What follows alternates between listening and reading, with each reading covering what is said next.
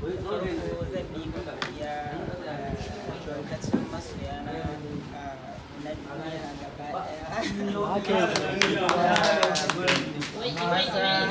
Da mata waɗanda suka samu damar zuwa nan da ma waɗanda ba su samu damar halartar wannan wuri ba. Ina mana fatan alkhairi, sa'annan ina miƙa godiya a gare ku kamar yadda kullum aka saba. Kun ɗora ni a zuciyarku kuma nima na ɗora ku a zuciyata, wanda ko kun mun haɗu ko ba mu haɗu ba tunaninku baya gushewa a cikin zuciyata. Mun kai ya Husna ko mun haɗara?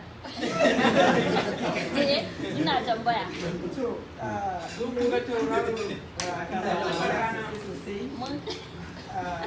Ba zan misalta irin